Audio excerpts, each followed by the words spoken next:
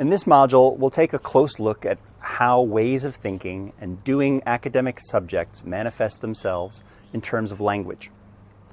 You'll consider a number of articles by Mary Scheppegrell and a variety of other authors who have done extensive and detailed work in the area of functional linguistics as applied to specific academic subjects. There are a couple of things I want you to keep in mind as you read. First, much of the focus of these articles involves the challenges that texts pose to learners where reading comprehension is concerned. Therefore, it is not necessarily indicative of texts that learners are expected to produce.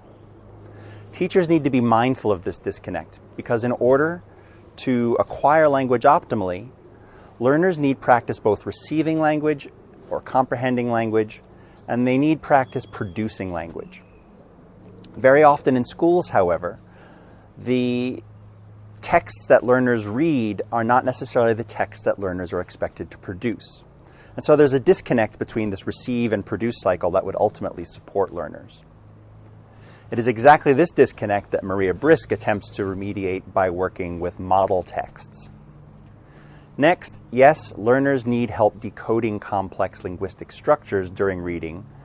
They need help acquiring language so that they can use those structures in other contexts to achieve their various discourse purposes.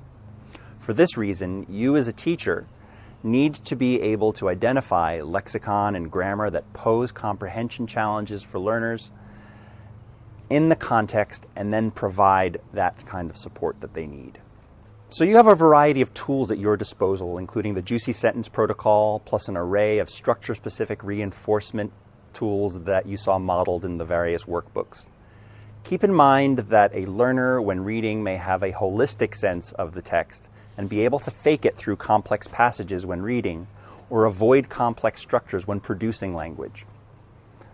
So whenever you press the learners, whenever you start asking detailed questions for comprehension at the word or phrase level, that's when you start seeing problems. Finally, remember that lexicon and grammar are connected to the overall purpose of the text, its topic, its genre, its audience, and the way that the author poses him or herself in relation to the reader. You ultimately need to help your learner see those connections. So these articles attempt to deepen your understanding of the language dimension of content area thinking. And doing so, you can apply them to a learning situation.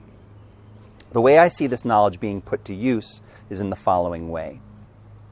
You have to be able to anticipate the linguistic trouble spots for learners. And these articles suggest to you what those linguistic trouble spots might be. While working with a learner, you need to be able to probe for holistic understanding and reception, and then you need to press for more detailed understanding. Then you need to also develop activities and interventions that help learners notice and practice both receptively and productively the form, the meaning, the use, and the value of various linguistic elements in communication for content area needs.